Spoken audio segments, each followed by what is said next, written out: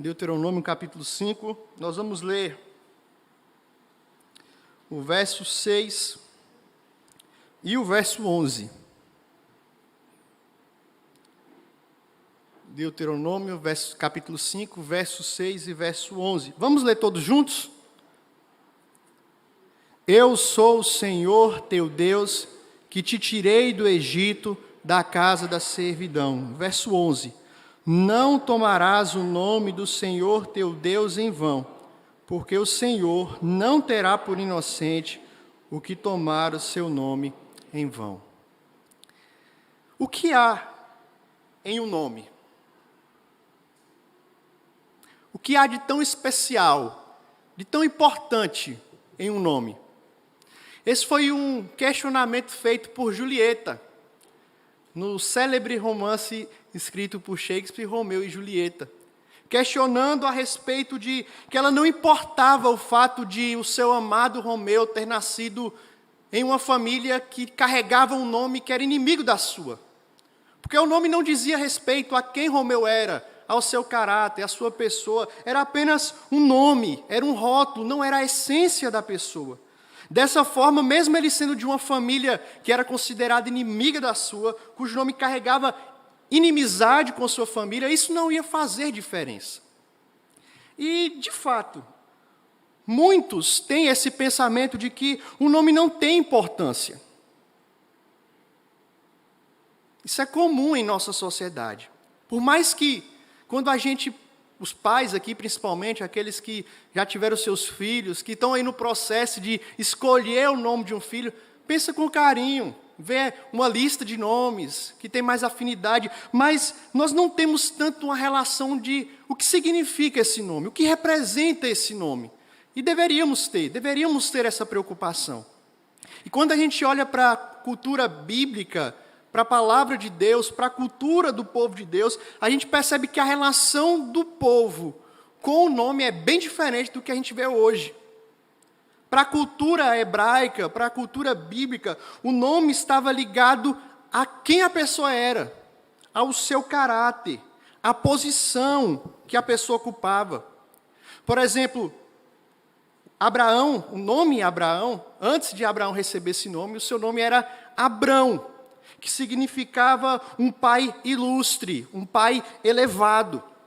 E quando o Senhor chamou Abraão, ele trocou esse nome de Abraão, fez um pacto com Abraão e falou: olha, você vai ser um pai de muitas nações. Você olha para as estrelas, você não consegue contar, assim vai ser a sua descendência. E o nome foi mudado para Abraão, pai de multidões, pai de uma grande nação. Isaque, o seu filho, o filho da promessa, significa aquele que ri, o filho da alegria. Veja o contexto em que Isaque nasceu. Abraão já idoso, Sara idosa e estéril. O milagre no nascimento de Isaque. Da morte veio a vida e trouxe alegria para aquela casa. Isaque é aquele que ri. Os seus filhos também. Esaú, designado assim pela sua característica, homem de muito pelo, homem peludo. Jacó, aquele que é traiçoeiro, trapaceiro, ou aquele que vem agarrado ao calcanhar. E foi assim que ele veio ao mundo. Quando o Senhor entra num pacto com Jacó, se encontra com Jacó, Jacó lutou com Deus e teve o seu nome mudado para Israel, que significa justamente isso, aquele que luta com Deus. Moisés, o autor do livro de Deuteronômio, aquele que recebeu a lei do Senhor e a responsabilidade por ensinar essa lei, significa aquele que é tirado das águas. Perceba como aqui o nome está ligado, associado a quem a pessoa é, ao seu caráter, à sua relação com Deus. Percebam como o nome, nos tempos bíblicos e para a palavra de Deus, é muito mais do que simplesmente um nome. É muito mais do que simplesmente uma identificação. E com o nosso Deus, meus irmãos, não é diferente. O nome do Senhor revela quem o Senhor é. Revela acerca do seu caráter. Revela acerca da sua santidade, dos seus atributos. A escolha aqui para ler esse mandamento no livro de Deuteronômio, ela é intencional, proposital. Porque aqui não é uma simples mudança do mandamento. Não há uma mudança dos mandamentos aqui. Não é também uma simples repetição dos 10 mandamentos. A primeira vez que a lei do Senhor foi dada, e nós lemos na semana passada, lá em Êxodo 20, o povo estava junto ao Monte Sinai. O povo havia acabado de deixar o Egito, acabado de deixar a terra de Faraó. E é como se o Senhor estivesse mostrando, olha, vocês não estão mais sobre a lei do Egito. Vocês não estão mais sobre a lei do Faraó. Vocês vão andar debaixo da minha lei, de acordo com a minha vontade, de acordo com os meus propósitos. É ela que vocês precisam obedecer para passar pelo deserto, nesse momento de tribulação, nesse momento de dificuldade. Agora o povo aqui no livro de Deuteronômio estava prestes a entrar em Canaã, na terra prometida, e Deus aqui vai lembrá-los mais uma vez, olha, as leis, a vontade que vocês têm que observar, não são a lei dos cananeus. Vocês não têm que andar como eles andam, vocês devem andar de acordo com a minha vontade, a vontade daquele que deu essa terra para vocês. É a lei do Senhor, é a minha lei que vocês precisam observar. E é por isso que Deus aqui relembra no prólogo quem Ele é, o que Ele fez para o povo. E é nesse contexto que nós temos a reafirmação da lei do 3º mandamento. Não tomarás o nome do Senhor teu Deus em vão, porque o Senhor não terá por inocente o que tomar o seu nome em vão. Mas o que esse mandamento significa? Qual a importância desse mandamento para a gente? Como é que a gente quebra ou obedece esse mandamento? O que a gente precisa fazer diante desse mandamento tão importante? E eu quero seguir a exposição com os irmãos, fazendo então essas perguntas. 4 perguntas nessa manhã. E a primeira é: o que esse mandamento significa?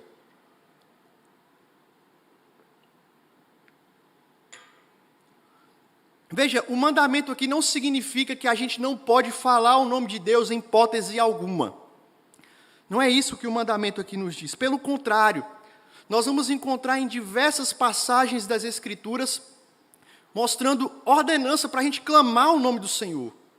Nós temos um livro inteiro, o Salmo, 150 orações, louvores, poesias, que nos ensinam a adorar a Deus, que nos ensinam a buscar o Senhor, que nos ensinam a clamar por esse Deus.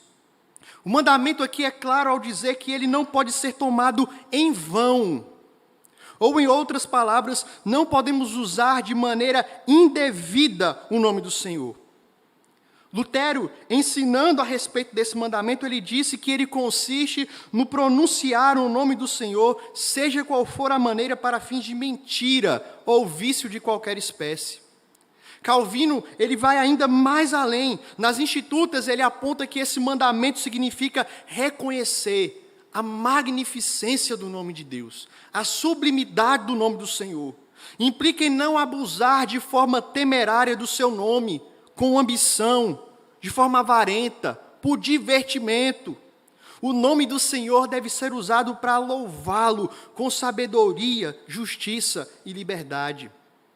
O nosso catecismo maior, na pergunta 112, que fala a respeito do que se exige no 3º mandamento, nós temos que exige-se que o nome de Deus, os seus títulos, atributos, ordenanças, a palavra, os sacramentos, a oração, os juramentos, os votos, as sortes, suas obras e tudo quanto por meio do que Deus se fez conhecido, seja santa e reverentemente usados em nossos pensamentos, meditações, palavras e escritos, por uma afirmação santa de fé e um comportamento conveniente para a glória de Deus e para o nosso próprio bem. Em suma, o que esse mandamento ele exige significa reverência ao Senhor, respeito, temor ao Senhor. É algo que está muito ligado a esse mandamento e que tem faltado em nossos dias. Falta-se reverência para tratar das coisas do Senhor, da palavra de Deus, da sua lei, do seu culto. A expressão em vão, ela é chave nesse mandamento, ela se repete tanto no início do mandamento como no final. O verbo que foi traduzido aqui por tomar em vão, ele pode ser entendido da seguinte forma. Muitos irmãos aqui já passaram por formatura, ou já participaram de alguma formatura. E existe um momento da formatura do juramento, em que você estende a sua mão e toma aquele juramento, toma aquilo que é falado, toma aquilo por verdade, aquilo por algo que você vai cumprir, por aquilo que você vai obedecer. E é nesse sentido que o tomar está colocado aqui. É você tomar a palavra de Deus, tomar o nome do Senhor no juramento, em algo que Ele estabeleceu de forma vã, que significa tomar de forma vazia, de forma inútil, sem um propósito bom. Portanto, o que temos aqui é que existe uma proibição de tomar, mencionar, ostentar o nome de modo que seja ímpio, de modo que seja inútil ou para propósitos errados. E, meus irmãos, muitas vezes a gente não leva esse mandamento a sério. A gente entende e respeita e crê piamente que a gente não pode ter outros deuses, a gente deve adorar somente o Senhor. A gente sabe que a gente não pode fazer imagens de escultura para adorar, não podemos criar ídolos. Mas quando chega nesse terceiro mandamento, não toma o nome de Deus em vão, parece que a gente pisa um pouco no freio. Como assim? Será que é isso tudo mesmo?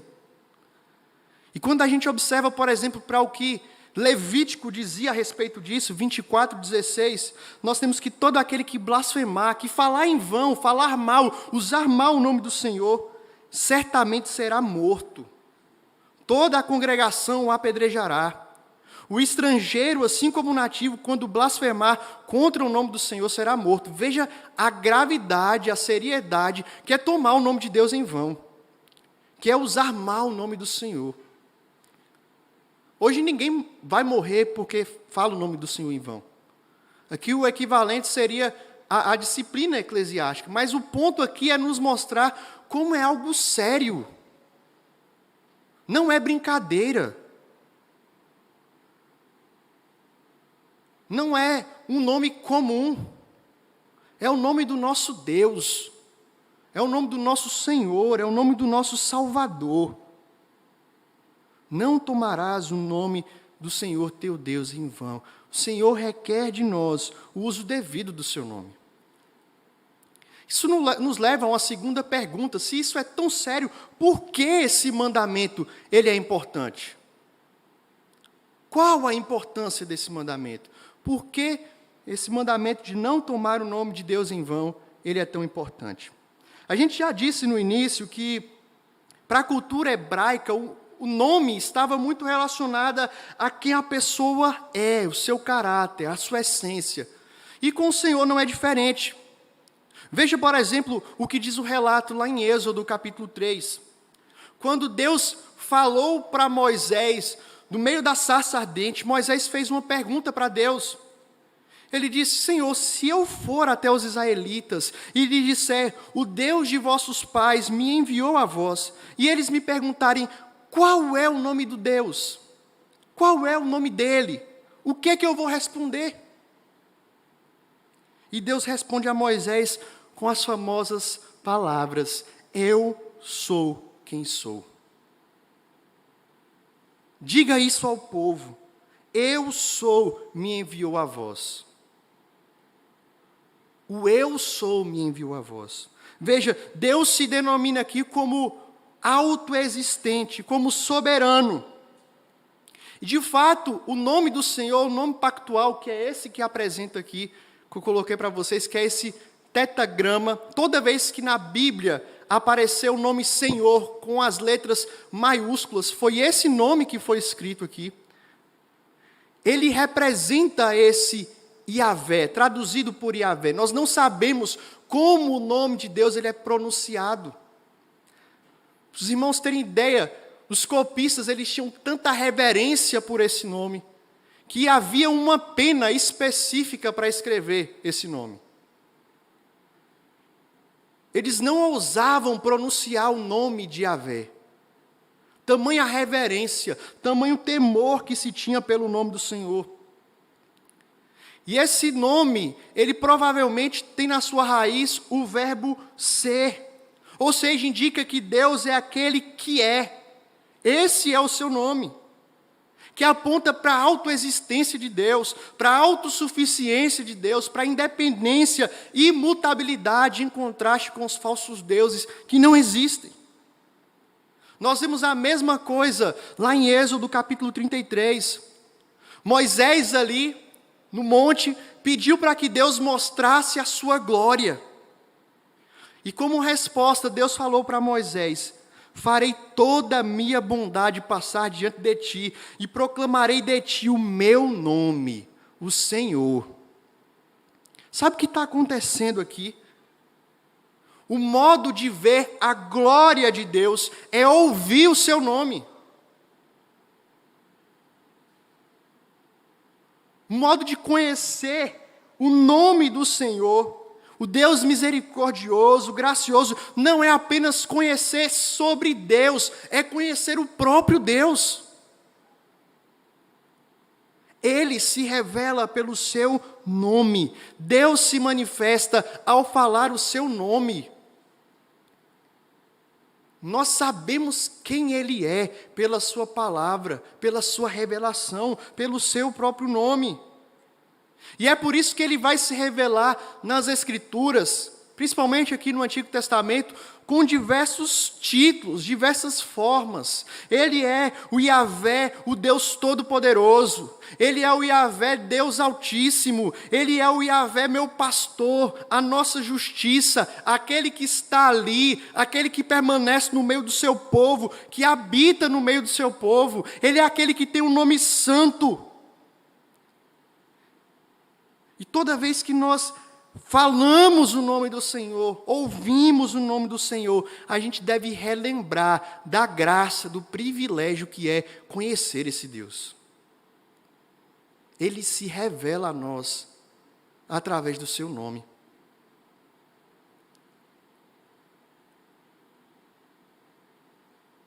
Que de forma mais completa, que de forma perfeita, veio em Jesus Cristo, que é o próprio Deus encarnado, o qual nós podemos adorar e buscar. Esse nome está acima de todo nome. Nome sublime, nome perfeito, nome poderoso. Em toda a Escritura a gente vai ver o nome do Senhor sendo tratado, exaltado, elevado acima de todo nome. O Salmo 8, verso 1 diz: Senhor, Senhor nosso, quão magnífico é o seu nome em toda a terra. O Salmo 29 começa dizendo: tributai ao Senhor a glória devida ao seu nome. Jesus, na oração dominical, a primeira petição qual é? Santificado seja o teu nome. Os apóstolos, eles proclamavam que não há nenhum outro nome dado entre os homens pelo qual importa que sejamos salvos. Esse é o nome do nosso Senhor, do nosso Salvador. A culminância de toda a criação se dará quando diante desse nome, diante desse Senhor, todo joelho se dobrará e toda língua vai confessar esse nome, que Ele é Senhor, que Ele é Salvador. Ouça, conseguem perceber aqui a importância desse mandamento, a importância desse nome, a seriedade que é falar o nome de Deus. Não tomarás o nome do Senhor teu Deus em vão. Como esse mandamento ele é quebrado? A gente viu o que significa, a gente viu a sua importância, mas como quebramos esse mandamento? O primeiro exemplo que nós temos, clássico, é a banalização do nome de Deus. É o falar, o pensar frases irreverentes com o nome do Senhor. Meu Deus do céu. Deus me livre, mas quem me dera. Ó meu Pai, ó Jesus. Isso está tão enrustido na nossa mente, já entrou tanto no nosso vocabulário, quase é uma expressão popular. Não precisa ser cristão para falar isso. Quantas vezes nós falamos isso por força de expressão, por descuidado, e a gente quebra o mandamento quando a gente fala assim. Pode parecer legalismo demais, pastor, falar isso, mas é a verdade.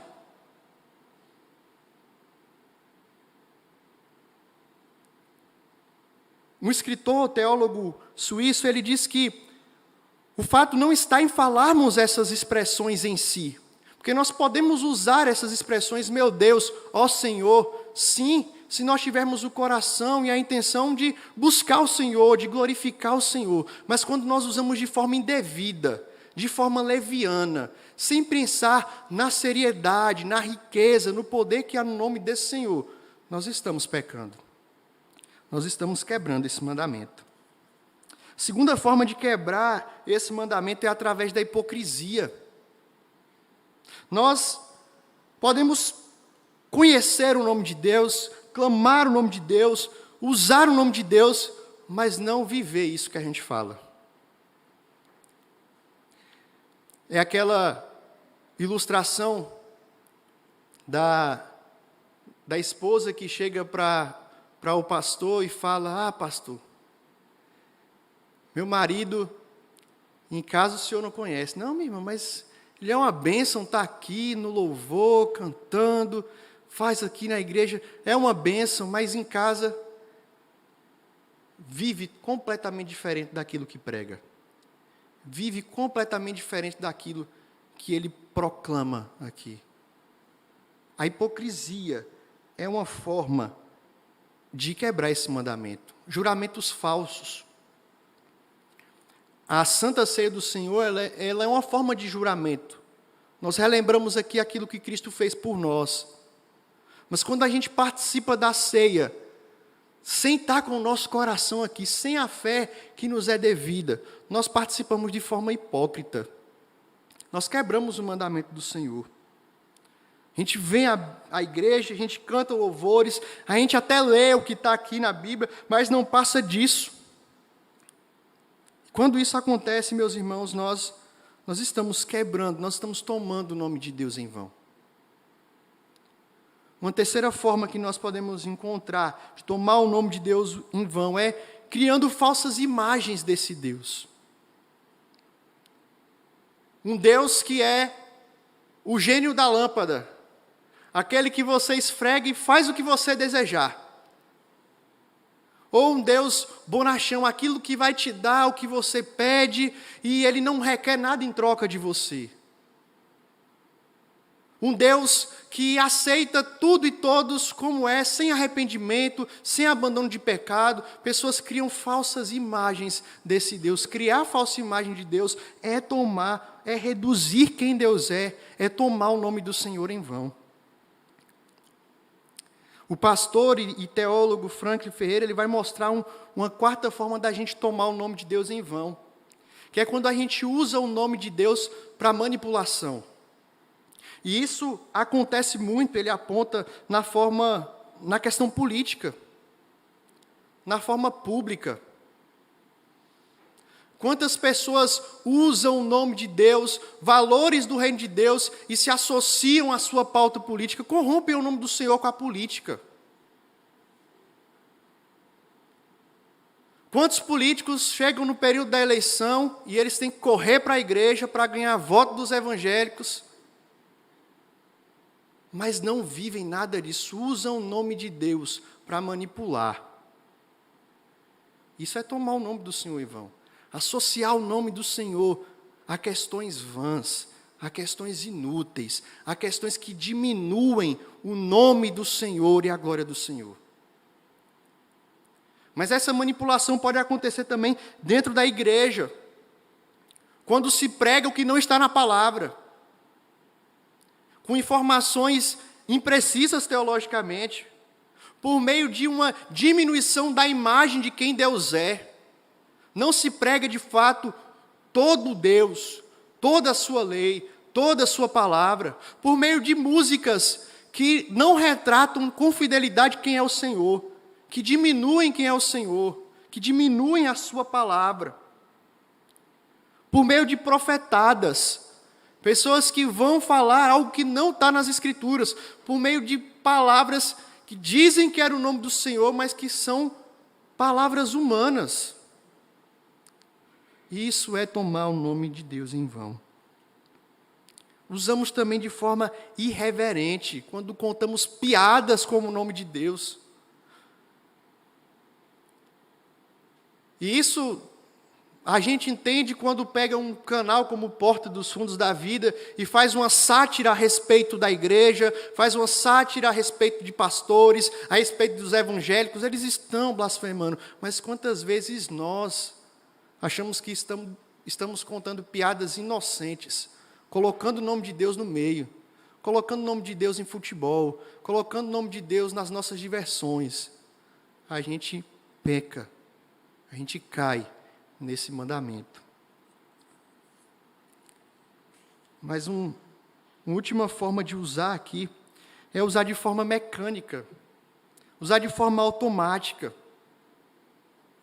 Quantos de nós chegamos aqui no domingo, agora pela manhã, depois de ter dormido tarde no sábado, chegamos aqui cansados de uma semana toda de trabalho, e a gente canta as músicas, ouve a mensagem, lê, mas a nossa cabeça está em qualquer outra coisa que não aqui. A gente está tão cansado que a gente só pensa em chegar em casa, fazer o almoço, descansar, e a gente não adora o Senhor como Ele deve ser adorado. O nosso coração não está aqui. Nós fazemos isso de forma mecânica. Quando fazemos de forma mecânica, nós estamos usando o nome do Senhor de forma vazia, de forma inútil. Não adianta. Quando a gente compreende, quando a gente experimenta a maravilha, o poder que existe no nome do Senhor, nós precisamos repensar como nós temos usado o nome do nosso Deus. Como nós temos aplicado em nossas vidas, como nós temos utilizado. Isso nos leva a uma quarta e última pergunta. O que a gente deve fazer diante desse mandamento? Se eu entendo que ele é importante, se eu entendo o que ele é, se eu vejo como eu caio nesse mandamento, o que eu preciso fazer, pastor? O que eu devo fazer? Não tomarás o nome do Senhor teu Deus em vão, porque o Senhor não terá por inocente o que tomar o seu nome em vão. Primeiro, meus irmãos, porque esse mandamento, ele nos convoca a amar, obedecer, seguir e zelar um Deus que quer se relacionar com a gente. Esse mandamento nos chama para a seriedade, para a importância, para o privilégio que nós temos de nos relacionar com esse Deus. O mandamento diz: não tomarás o nome do Senhor, teu Deus. Ele é o nosso Deus. Esse Deus maravilhoso, que tem esse nome poderoso, que tem todo o seu caráter descrito no seu nome, esse Deus que é presente, que é onipotente, que é onisciente, que é o pastor, que é o guarda de Israel, que é provisão, que é sustentador, esse Deus é nosso. Você pode se relacionar com esse Deus. Ouça, os 10 mandamentos, a lei do Senhor, são mais do que regras que devem ser seguidas. São mais do que proibições. São mais do que um manual de boa conduta. Mas aqui é a maneira pela qual Deus revela a sua vontade àqueles com quem Ele deseja se relacionar. Ele é o nosso Deus. Nós somos o seu povo, e isso é tão somente por causa de Jesus Cristo, seu Filho. Isso me lembra as palavras do Cristo ressurreto, quando ele se revela para Maria Madalena, depois dele ter ressuscitado. Ele diz para Maria: olha, vai lá falar com os meus irmãos, e diz para eles que eu subo para o meu Pai e o vosso Pai, para o meu Deus e o vosso Deus. Jesus nos mostra o caminho para nos relacionarmos com Deus. O Senhor nos chama para relacionarmos com esse Deus da aliança, com esse Deus da lei, com esse Deus da graça. E isso acontece por causa de Jesus Cristo. Ele conquistou essa posição por nós. A gente pode clamar o nome de Deus hoje. A gente pode falar o nome do Senhor com reverência, sim, mas a gente pode falar também com intimidade, porque Ele é o nosso Deus. Ele é o seu Deus. Você pode e deve usar do poder que há nesse nome poderoso. Você foi alvo do poder que há no nome poderoso do Senhor. Ele nos chama para essa relação com Ele, para essa intimidade com Ele, para usar desse nome que é a nossa esperança, que é a nossa salvação, que é o motivo da nossa vida, que é o motivo de estarmos aqui nessa manhã. Graças a Deus por Jesus Cristo. Porque muitas vezes nós não conseguimos refrear as nossas línguas, e nós somos pesados sobre a cultura à nossa volta, e nós falamos o nome do nosso Deus sem pensar. Quantas vezes tomamos o nome do nosso Deus em vão? Quantas vezes resumimos Deus e Jesus aquilo que Ele é menos do que Ele é? Reduzimos aquilo que Ele realmente é. Mas graças a Deus por Jesus Cristo, porque nele nós temos o perdão dos nossos pecados. Porque mesmo caindo tantas vezes nesse mandamento, ele não é suficiente para ser a nossa condenação. Nós podemos olhar para Jesus, aquele que cumpriu toda a lei perfeitamente, isso inclui o terceiro mandamento, e olhar nele o exemplo de como a gente deve viver, como a gente deve usar o nome do nosso Deus, clamando o nome do nosso Deus em intimidade, em oração, santificando o nome do nosso Salvador, do nosso Redentor, proclamando o nome daquele que nos tirou das trevas e nos transportou para o reino do Filho do seu amor. Graças a Deus por Ele. Você já tem esse Jesus. Você confia nesse Jesus. Você tem estima, esperança, confiança, segurança nesse nome que tem o poder para nos libertar, para nos salvar, para restaurar, para dar vida. Nós somos convidados nessa manhã para correr e nos derramar, e nos dobrar e confessar esse nome precioso. O nome que é a esperança da humanidade. Se você ainda não tem esse Cristo, corra para esse Cristo. Ele é a esperança para você que cai nesse mandamento e em tantos outros como todos nós aqui. Ele é a esperança para que a lei não seja um peso de maldição para a gente, mas seja bênção, seja graça, seja o modo da gente viver, enxergar o mundo e agradar o nosso Deus. Corra para esse Jesus, porque é somente por causa dele, e somente através dele, que você pode dizer, esse Deus, que tem esse nome tão poderoso, tão grandioso, tão importante, tão santo, é por causa de Jesus, que você pode dizer, esse Deus é meu. E eu sou dele. Ele é o meu Senhor, e eu sou do seu povo. Corra para Jesus. Corra para Jesus. Todo aquele que invocar esse nome poderoso será salvo. Nesse nome há poder. Nesse nome há esperança. Diante desse mandamento, nós não temos outra atitude que não seja olhar para Cristo. Confessar o nome de Jesus Cristo como nosso Senhor, como nosso Salvador.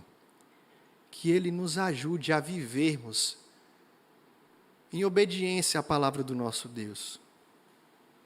Que o exemplo de Jesus seja seguido e imitado por cada um de nós. é um padrão elevado, é um padrão alto, mas que é possível no poder que há no nome dEle. Que Deus nos abençoe, aplique em nós a sua palavra, e que assim como cantamos, o nosso amor é demonstrado através de obediência. O nosso amor é demonstrado através de obediência. Aquilo que cantamos não foi uma música inventada por homem. Foram palavras do próprio Cristo. Aquele que tem os meus mandamentos e guarda e obedece, esse é o que me ama, disse Jesus Cristo. Que a gente possa demonstrar o amor ao nosso Senhor através da obediência também a esse mandamento. Que Ele nos abençoe e nos ajude a viver essa palavra.